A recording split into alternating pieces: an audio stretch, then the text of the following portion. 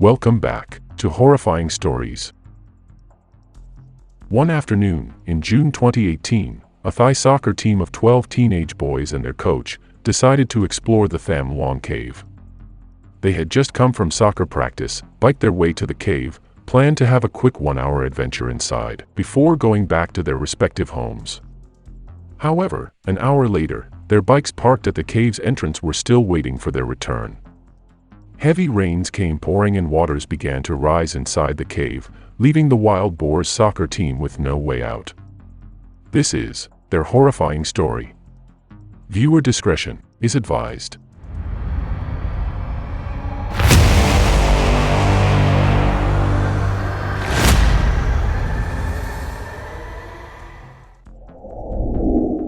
At around 5 that Saturday afternoon, the 23rd of June 2018, as the cave was about to close, rangers started roving the area and found the 13 bikes still at the cave's entrance, waiting for its owners.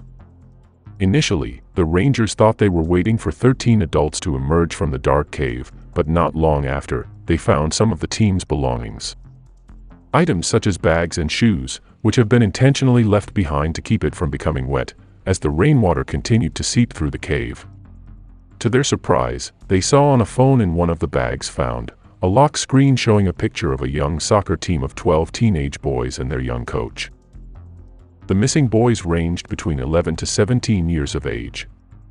From the youngest to the eldest, the boys were 11-year-old Titan, 13-year-olds Mick, Dom, Phong, and Mark, 14-year-olds Adul, Bu, and Tun, 15-year-olds Nut, and Nick, 16-year-old T, and 17-year-old Nai. Coach Eek, their coach, was only 25 years old. Such information the rangers did not quite know how to take in. Nevertheless, it was not until hours after closing time and several rounds around the nearer parts of the cave that rangers started to become alarmed. Here are 12 kids and one young adult trapped inside a cave that stretched as far as 10 kilometers or 6 miles, heavy rains that came earlier than usual, and floodwaters that continued to rush into the cave. As water inside the cave continued to rise, local rescuers gathered and mounted a search for the wild boars. With every passing hour that the 13 boys had not emerged, as heavy rains continued to pour down bringing floodwaters inside the cave, the situation quickly went from bad to worse. One by one rescue teams from various parts of Chiang Rai province in northern Thailand arrive at the Tham Luang cave entrance. In no time, families of the boys started to gather at the site, anxious, worried and eagerly hoping for good news. The boys' schoolmates also began prayer vigils along with their teachers, praying for the safety of the boys. Things escalated by the hour, and so did the scale of the rescue. Rescue teams from different parts of the country were now called in to help. Not only did it get attention from national media outlets, but international media began to flock to the scene to cover the evolving story as well. Residents nearby and small businesses have also offered what they can to help. Some cooked hot meals and brought it to the site to fill the tummy of families, rescuers, and volunteers. Local pumping companies also came to pump flood waters out of the cave, in efforts to try reducing the water level inside the cave system. Engineers tried different strategies to significantly bring the water level down. Local mining teams joined in and attempted to drill some holes above the cave hoping to find alternative passageways into the cave. Slowly, the area became like a small town, crammed with people from almost all corners of the world. It was organized chaos, is how they described it. This unprecedented situation posed a great challenge to authorities, rescuers, and volunteer teams including the elite Thai Navy SEALs. Thai Navy SEALs were best in class, highly skilled in diving and perfectly paired with military training and discipline, but even then, cave diving was just something else. It was a totally unfamiliar playing field for them, with murky waters causing almost zero visibility, and the narrow tunnel-like topography of the cave. Despite this, the elite Navy SEALs faced this daunting task, to search for the boys persistently to the best of their ability, in true military fashion. Meanwhile, one of the volunteers who was called in to help was Vernon Unsworth, a British caver with over 50 years of experience, and has been living in Thailand for the past few years.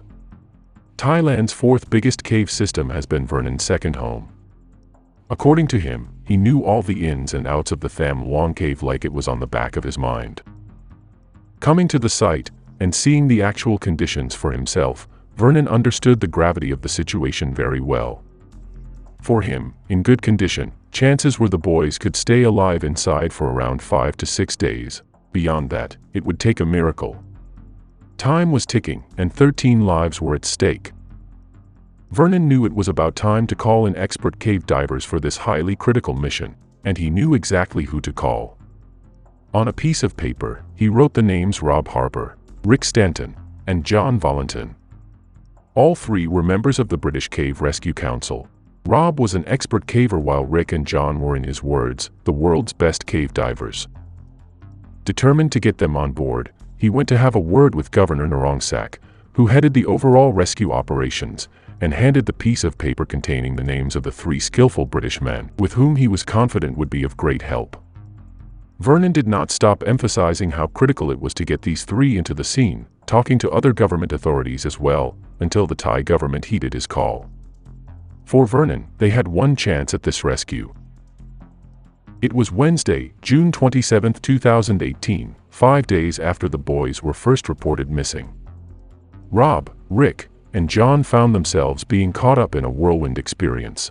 Pulled out of their daily lives, responded to a call for rescue, boarded the earliest flight to Thailand, welcomed quite extravagantly upon arrival at the airport along with a quick briefing, only to be dropped off at the site with no formal introductions and left to their own devices.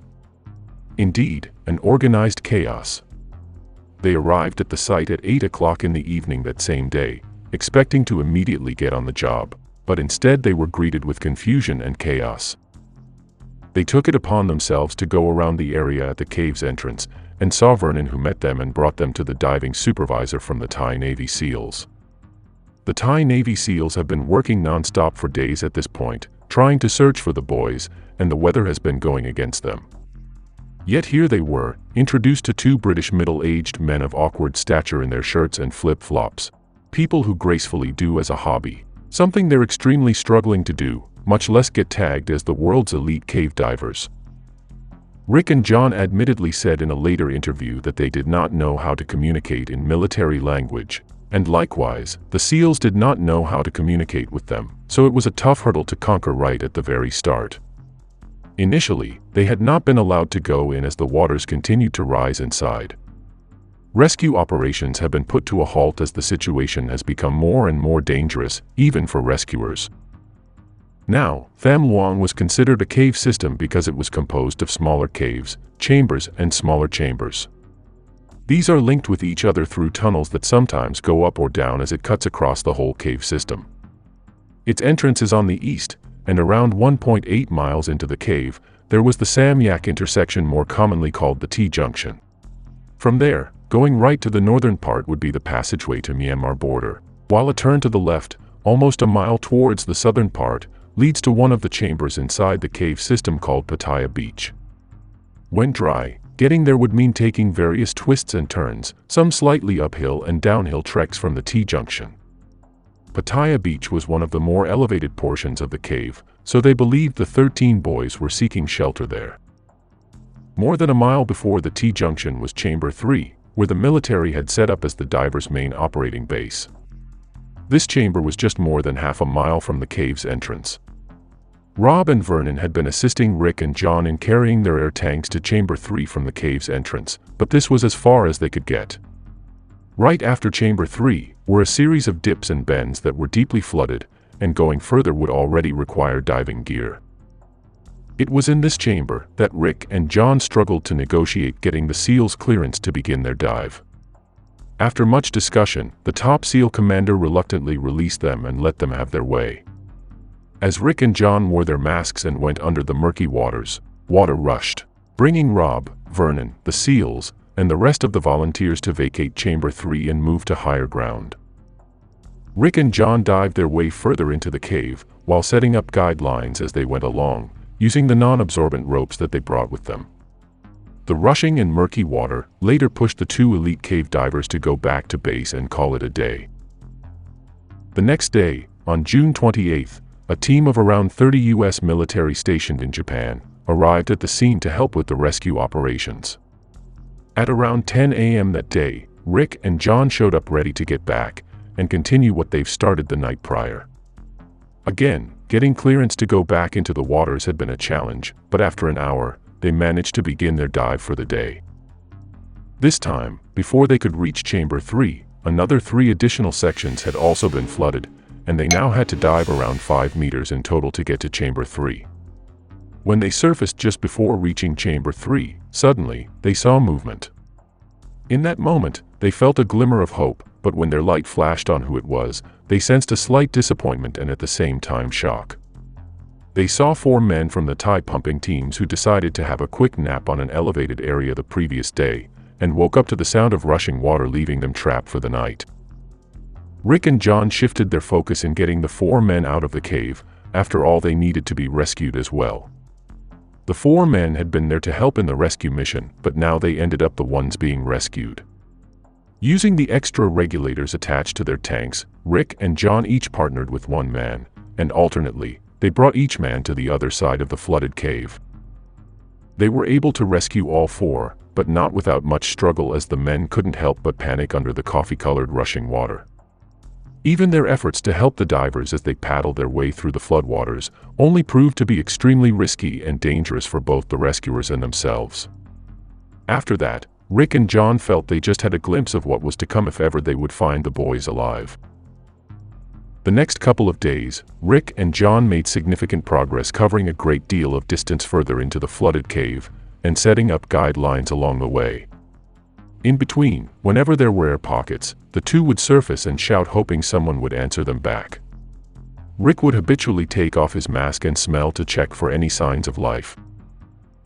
On July 1, 2018, Sunday, the 2 elite cave divers finally reached Pattaya Beach, one of the bigger chambers in the cave system where they initially hoped to find the boys, but sadly, there were no signs of the boys. It was getting late, so the 2 decided to call it a day. The next morning, on Monday, the 10th day since the boys were last seen, Rick and John resumed their search, determined to go beyond Pattaya Beach. Not far after Pattaya Beach, they surfaced in another air pocket, and again, did their routine checks by yelling and smelling. They were almost out of rope at this point, so they were bound to go back to base anytime soon.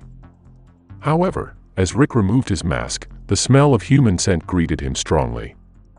He immediately told John, and the 2 yelled loudly as they moved forward, flashing their lights around, until they saw faint lights flashing back at them from a ledge. One by one, they saw the boys slowly appearing from the ledge. Rick had begun counting the boys until he was able to count to 13. With his underwater camera on, filming their breakthrough discovery, John asked the boys how many they were. Confirming what Rick had already accounted for, one of the boys answered them. 13. Thank you. How many of you?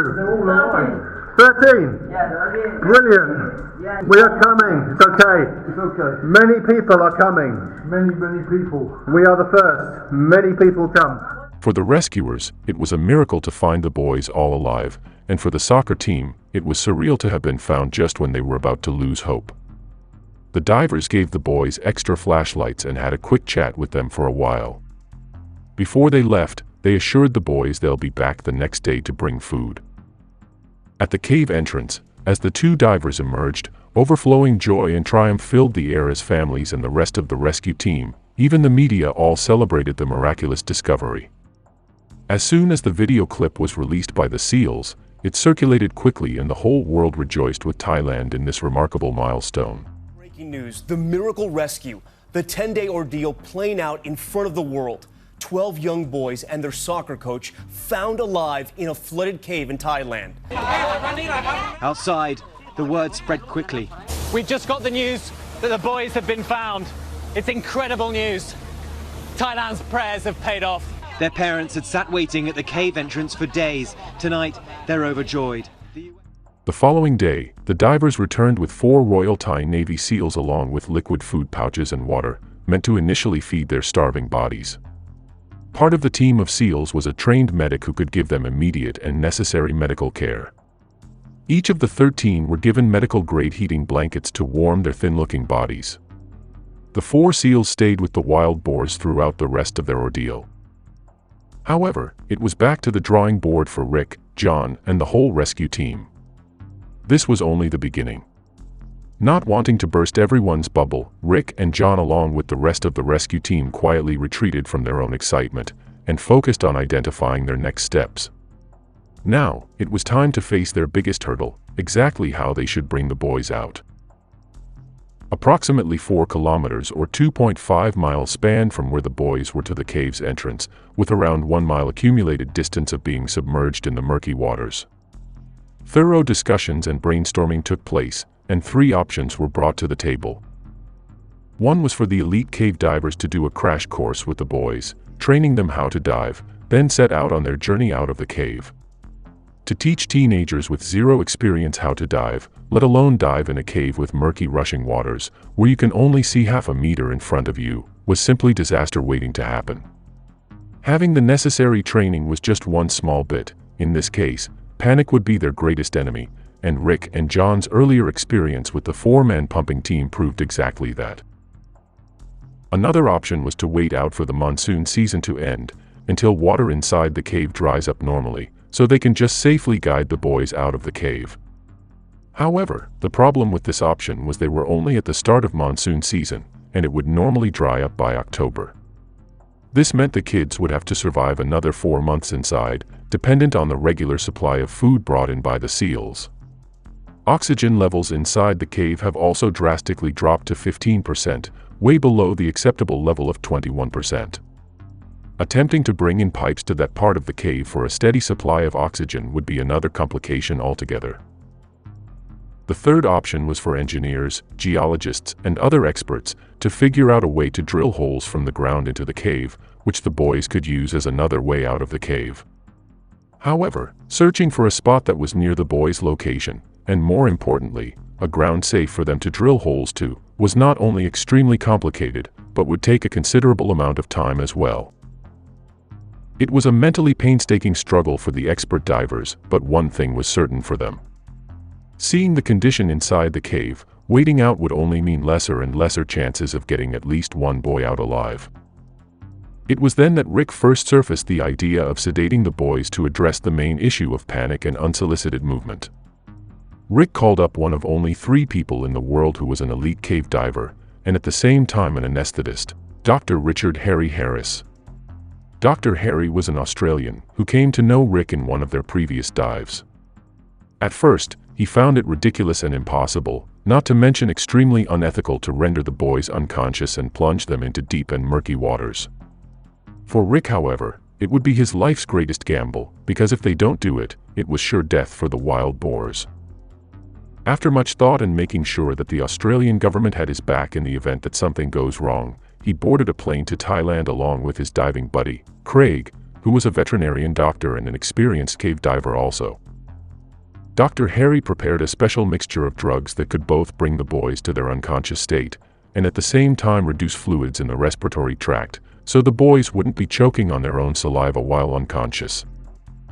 The US military were the ones who provided a highly customized full face mask. This would ensure that the boys could breathe normally in the midst of being unconscious. Another batch of elite cave divers from the British Cave Rescue Council were also called in. Jason Mollinson and Chris Jewell, handpicked by Rick and John to join them in this highly critical mission. Before they even traveled to Thailand, Rick and John already briefed them of the situation, and the mission they would be getting themselves into. It was an extremely difficult decision, but it was something they were bound to do because of their very specific skill set. When they arrived at the scene, no time was wasted. They discussed details with Rick and John and set out into the cave to meet the boys, and familiarize their way into where the boys were.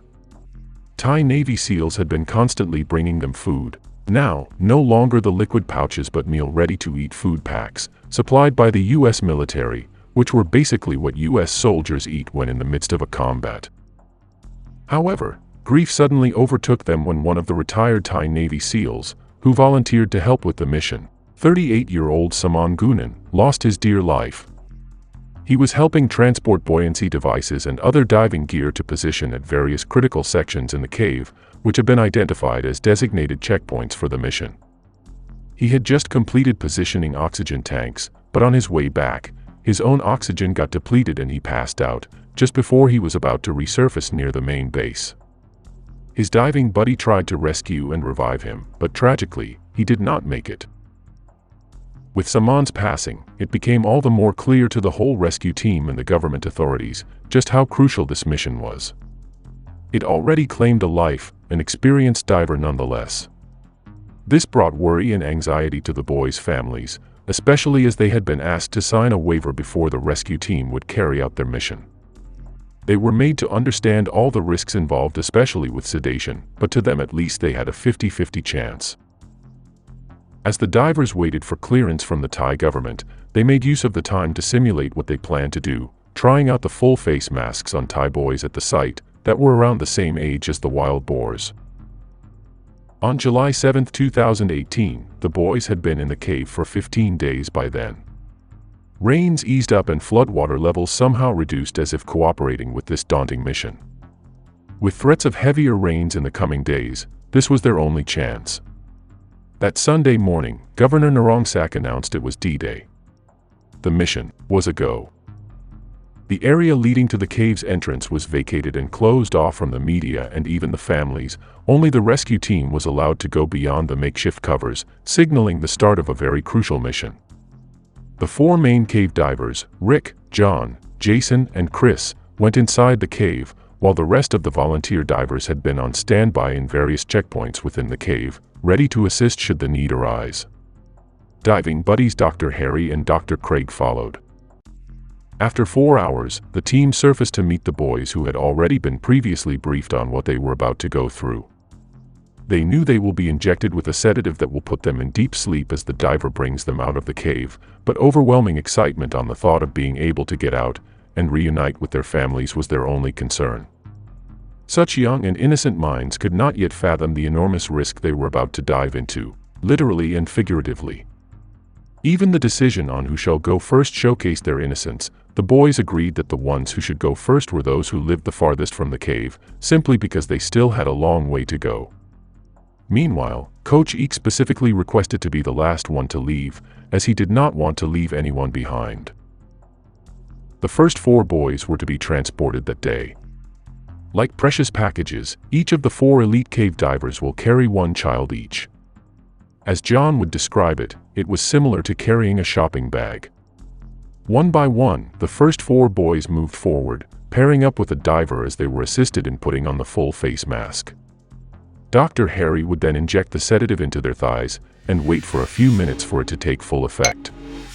Once unconscious, the boys' hands would then be tied together with a secure cable tie, as well as their feet, just to ensure it was always in place. Next, they were carefully placed in a different kind of stretcher, which wrapped them securely. Tension and pressure can be felt as the doctors did some final checks on the boy, making sure they were good to go. Each diver brought along with them extra sedatives as well, just in case the kids woke up along the way. There were also passageways too narrow that divers would even need to take off their tanks first, just to pass through. Needless to say, it was nerve-wracking, especially for the divers, knowing the kid was their sole responsibility. Jason was the first one to go. Diving into the deep murky waters, he grabbed the guide ropes using his left hand, while his right hand was carrying the boy, plunging the boy's head into the water as he dived. Initially, they were very conscious, checking in on their precious cargo if they were still breathing. There was little to no visibility underwater, and so they had to rely on the bubbles coming out of the child's mask for assurance. After several dips and ascents, finally the first boy reached Chamber 3, where SEALs and other volunteers were on standby, ready to bring the boy back to the cave's entrance. As volunteers carefully pulled the boy out of the waters, handing them over to the doctors on standby to check on the boy's condition, everyone looked intently, not quite certain if the boy was still alive or not. Relief immediately kicked in as the doctors confirmed the boy was very much alive, but the next steps were just about as crucial. A team of at least 5 men carried the boy on foot from Chamber 3. At some point along the way, especially for extremely rocky portions, hundreds of volunteers and military personnel have been lined up in a relay, passing the precious package from one pair of hands to the next. Some steep slopes required them to use the pulley system, where they pushed the stretcher so the boy could just glide smoothly in such a complicated topography as the Tham Luang cave. Upon exit from the cave, the boy would then be quietly slipped into the ambulance, away from media attention, to be brought to the designated hospital in Chiang Rai City. Only the piercing sounds of the ambulance rushing past through the roads can be heard, and it was all that the families and the media had as real-time updates of the ongoing rescue. It took 4 long hours to get the first boy finally out of the cave. Within minutes, the second boy surfaced, and then the next one, and finally, the fourth and last boy for the day. All 4 boys came out of the cave alive. The success of the first day was already a tremendous milestone and miracle, but it was no time to relax. They still had 2 more days and 9 more lives to save. The second day was a steady one, with the divers getting the feel of it. Now more established, the rescue of the second batch of 4 boys was also a success. Then came the third and last day. Rains were threatening to pour that day, and they had 5 more boys inside the cave, including Coach Eek. Because they now had to transport 5 people, they needed a 5th diver to do the job. It was then that Jim Warney, another elite cave diver from Ireland, was called in from the sidelines.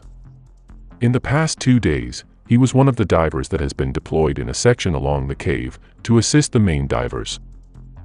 Early on, before the actual movement of the 5 divers and their precious packages, they were already met with a tough challenge. One of the youngest boys in the team was part of this last batch, and as they were preparing the boy for the dive, they realized the boy's face was too small for the mask. They had to use a spare mask, still full face. However, it was no longer the same as the highly sophisticated masks provided by the US. The rescue team just hoped the mask could hold up to the end of their dive. As if the suspense was not yet killing them, something else came up. The rescuers at Chamber 3 had already been anticipating the 4th diver to emerge from the waters, but there were no signs of him anywhere near. Apparently, after passing through the last checkpoint section, Chris Jewell accidentally slipped his hand off the guide rope. He tried reaching for it again, despite not actually seeing where it was because of very limited visibility underwater. He grappled as calmly as he could, conscious that this was no time to panic. He had already brought 2 boys safely the previous days. He must not fail on this one. He lost the rope for roughly around 4 minutes, but it was probably the longest 4 minutes of his life. He felt a line and quickly grabbed it and continued on, hoping it was the right rope. However, a few meters forward, he bumped into the 5th diver. It was then that he realized that he had already been going the opposite way and was actually headed back to the ledge. Good thing, he wasn't the last diver to go. Eventually, all the remaining 5 emerged from the cave unconscious yet breathing. ก็กราบเรียนพ่อแม่พี่น้องสื่อมวลชนทุกท่านนะครับแล้วก็พ่อแม่พี่น้องทางบ้านที่ให้กำลังใจพวกเรามาตลอดนะครับ16 วันแห่งการรอคอยนะครับวันนี้เราเห็นหน้าหมูป่าแล้วนะครับ All 13 wild boars had been safely rescued, but it was still no time to rejoice. Rains have started to pour, yet the 4 Royal Thai Navy SEALs and medic, who stayed with the boys as well as Doctors Harry and Craig, were still on their way out. Just when they reached Chamber 3, floodwaters started rising rapidly again.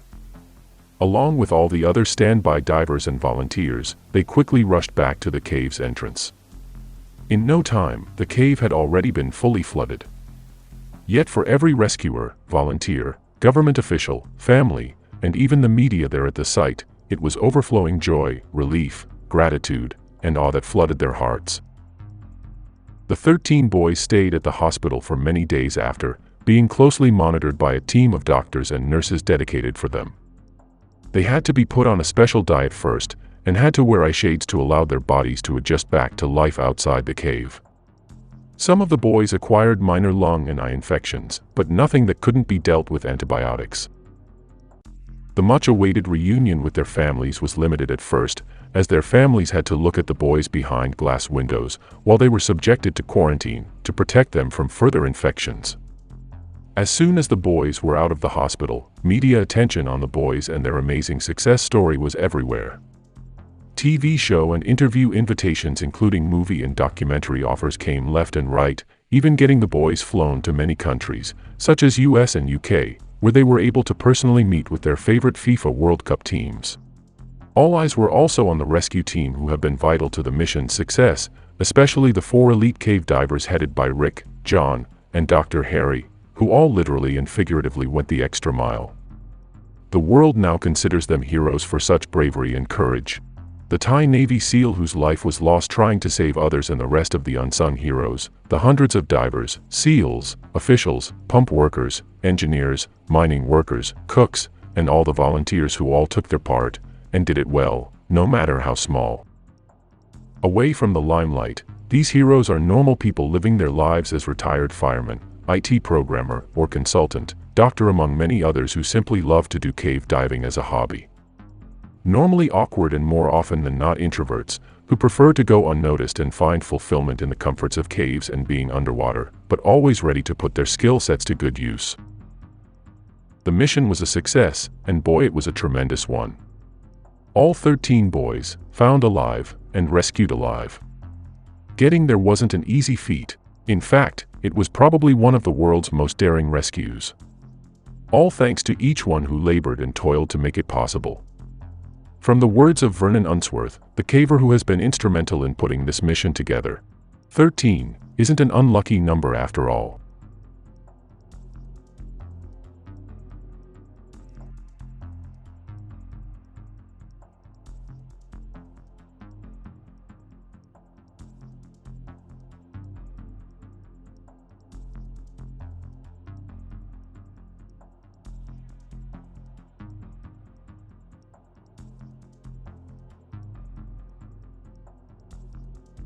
Thank you for making it this far.